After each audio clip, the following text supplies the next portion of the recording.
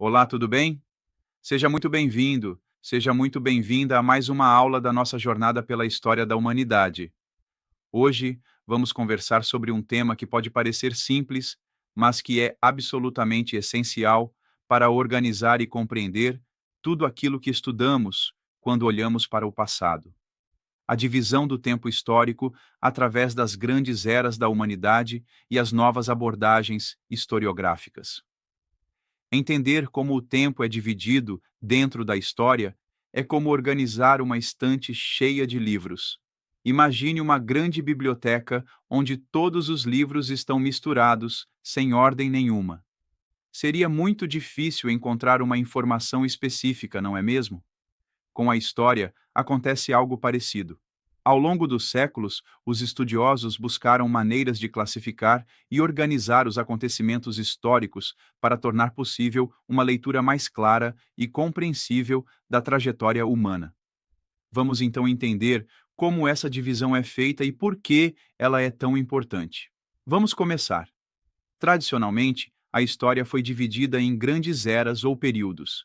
Essa divisão é uma forma didática de organizar os acontecimentos ao longo do tempo.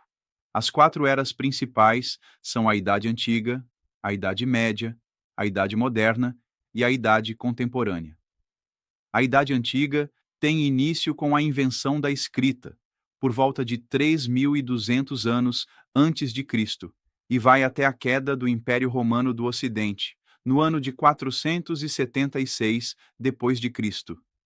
É o período em que florescem as grandes civilizações da antiguidade, como os egípcios, os gregos, os romanos, os persas, os hebreus, os fenícios e muitos outros.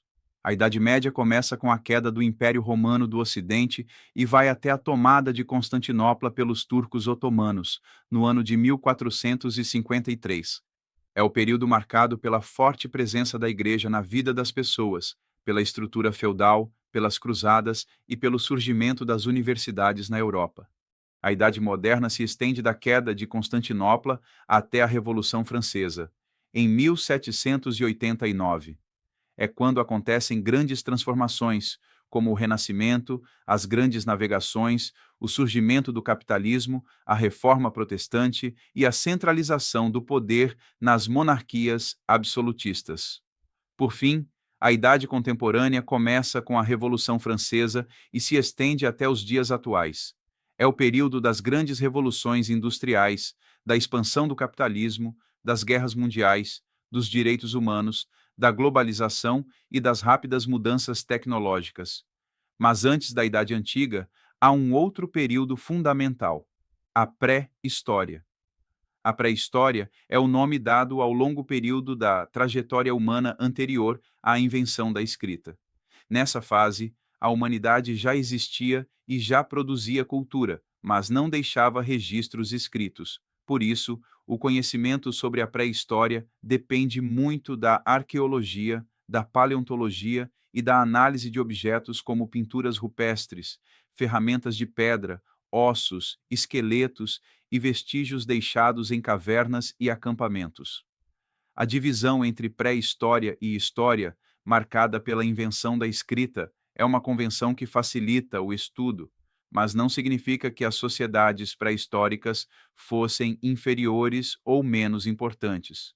Pelo contrário, foi nesse período que ocorreram eventos fundamentais, como a descoberta do fogo, a criação das primeiras ferramentas, o início da agricultura, a domesticação de animais e o surgimento das primeiras aldeias.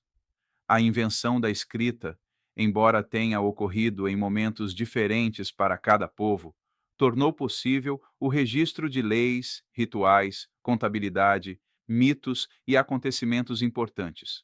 Com isso, surgem os primeiros documentos escritos e, portanto, as primeiras fontes diretas da história escrita. A divisão tradicional da história, como vimos, é baseada em marcos cronológicos e acontecimentos que ocorreram, em sua maioria, na Europa. Por isso, essa divisão é frequentemente chamada de eurocêntrica, ou seja, centrada na experiência histórica europeia.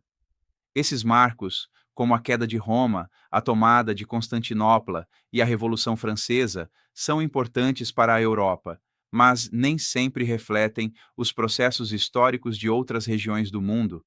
Enquanto os europeus viviam a Idade Média, por exemplo, outras civilizações estavam em plena ascensão, como o Império Islâmico, os reinos africanos de Mali e Gana, os maias e astecas na América e as dinastias chinesas no Oriente.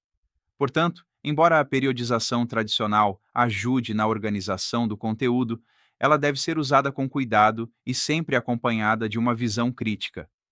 Nos últimos anos, os historiadores vêm propondo novas formas de dividir o tempo histórico, levando em consideração as especificidades de cada sociedade, cultura e região. A ideia é romper com a visão única da história e reconhecer que existem muitas histórias, com diferentes trajetórias, ritmos e marcos.